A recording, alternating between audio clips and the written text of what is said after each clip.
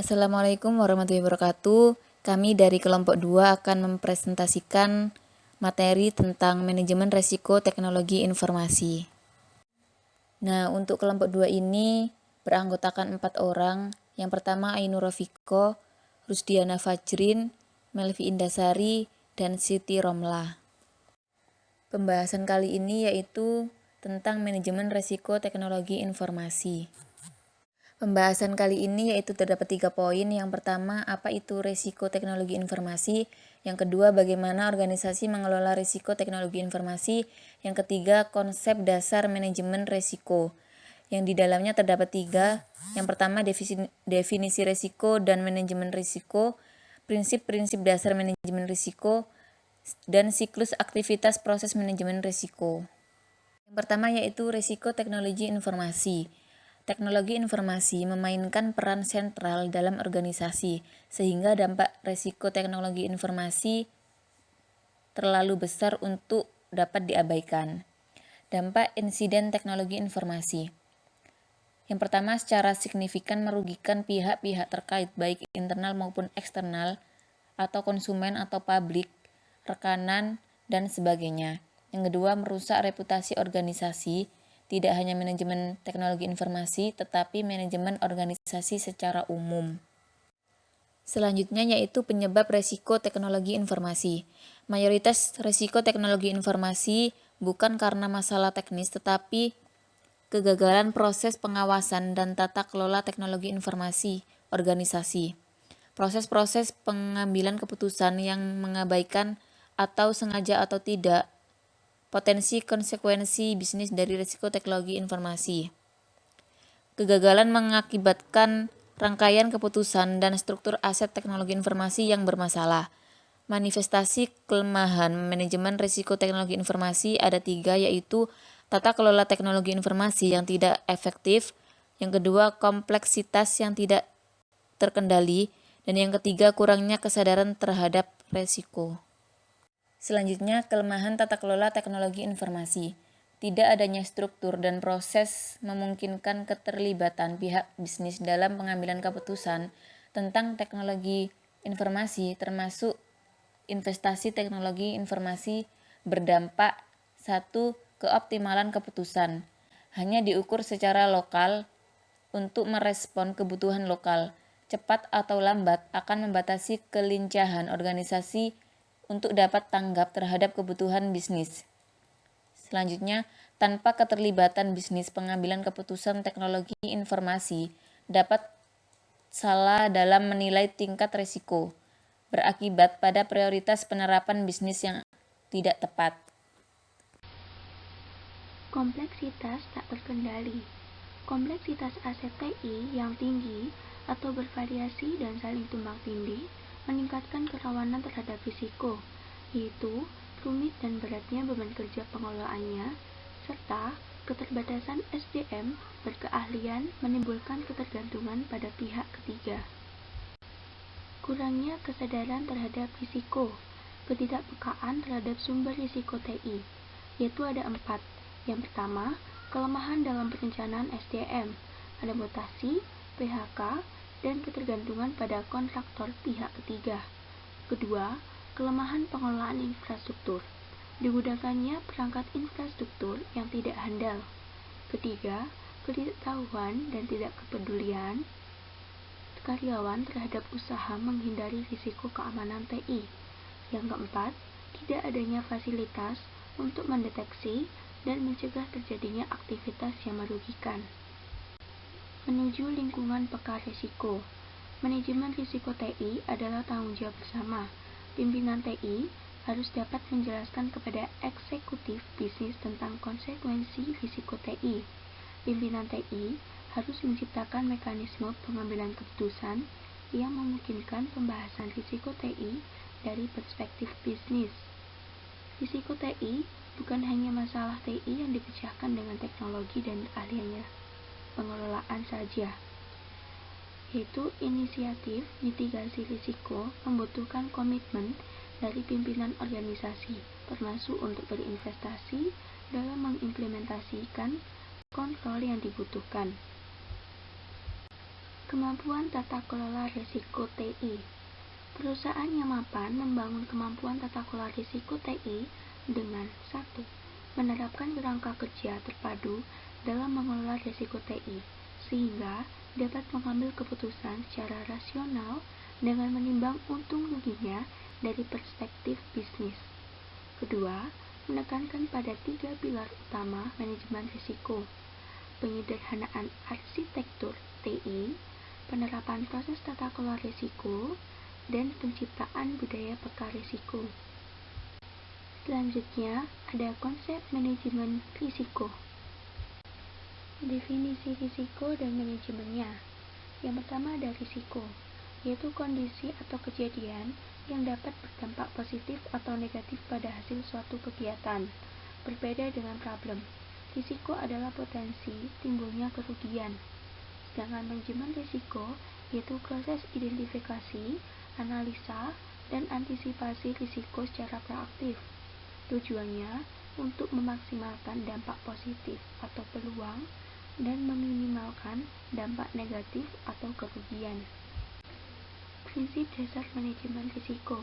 Yang pertama ada bersifat proaktif, yaitu antisipasi bukan reaktif, mengatasi penyebab bukan gejala, menerapkan prosedur penanggulangan sebelum kejadiannya, menerapkan prosedur penanggulan yang baku, menerapkan mekanisme preventif atau mengurangi kemungkinan terjadinya sejauh mungkin. Kedua, bersifat kolektif, yaitu melibatkan setiap pihak dengan bidang tanggung jawab masing-masing dalam proses manajemen risiko. Prinsip dasar manajemen risiko bersifat partisipatif, yaitu secara terbuka membahas berbagai potensi risiko demi kesuksesan bersama untuk menghindari adanya risiko tersembunyi. Bersifat iteratif, yaitu melalui siklus untuk memfasilitasi proses belajar, memahami risiko, dari pengalaman menjadikan evaluasi ulang risiko sebagai bagian dari siklus kegiatan. Siklus manajemen risiko. Siklus secara umum yang pertama yaitu identifikasi, yang kedua analisis dan prioritas, yang ketiga yaitu perencanaan dan implementasi penanggulangan, yang keempat pantau dan laporkan, yang kelima kontrol, dan yang keenam petik pelajaran.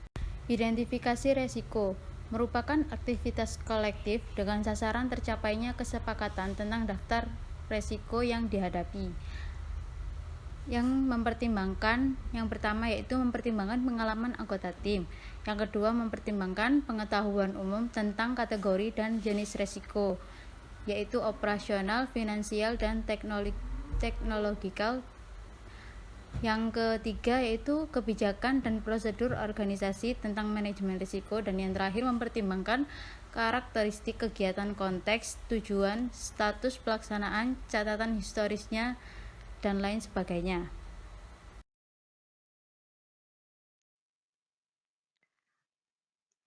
Selanjutnya yaitu tentang dampak nilai kerugian yang diakibatkan, biasanya itu dalam nilai moneter, bisa berupa rupiah ataupun dolar.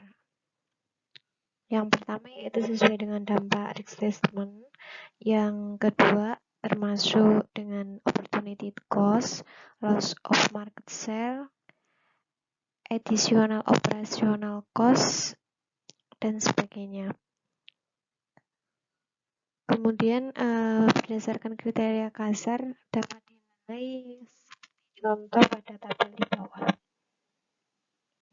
Dapat dinilai dengan kriteria low, medium, high, atau critical.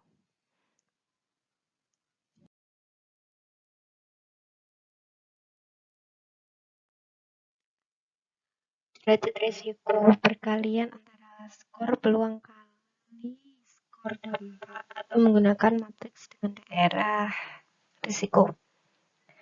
Sebagai contoh tabel di bawah, probability impact-nya ada high, medium, dan low. Low itu nya 1, terus mediumnya ada 2, 3. Untuk penilaiannya itu rendah itu mulai dari angka penilaian 1 sampai 2. Untuk yang medium mulai dari 3 sampai 4, yang tinggi bisa sampai 6 sampai angka 9.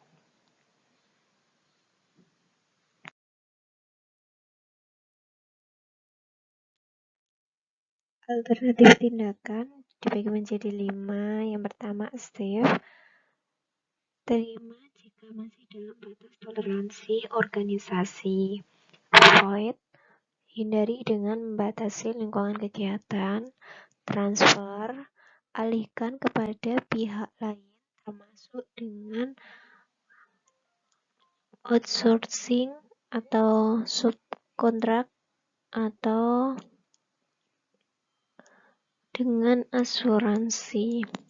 Sedangkan mitigate merupakan penerapkan mekanisme untuk menurunkan peluang terjadinya atau meminimalisasi dampaknya sampai batas yang ditolerir. Yang terakhir, kontingensi, yaitu menerapkan prosedur penanggulangan untuk meminimalkan dampak. Pemantauan risiko memantau kinerja mekanisme pengendalian risiko dengan cara metrik indikator terjadinya risiko yang diukur dari aspek-aspek kinerja kegiatan, misalnya keterlambatan proses, peningkatan jumlah gangguan, dan jumlah pengerjaan ulang. Kemudian mengaktifkan rencana kontingensi jika batas ambang terlampaui. Kontrol atau penanggulangan, yaitu pelaksanaan contingency plan untuk mengendalikan dampak risiko yang telah terjadi, misalnya aktivasi disaster recovery plan. Pelajaran yang pertama yaitu memberikan umpan balik bagi proses manajemen risiko. Yang kedua yaitu mencatat efektivitas identifikasi risiko, termasuk scoring, struktur, klasifikasi, dan strategi mitigasi sebelumnya. Kemudian mendokumentasikan pelajaran dalam suatu risk knowledge base dapat membantu proses identifikasi, analisa, dan perencanaan penanggulangan risiko di masa mendatang. Yang terakhir yaitu sebagai mekanisme penyempurnaan proses manajemen risiko secara berkesinambungan.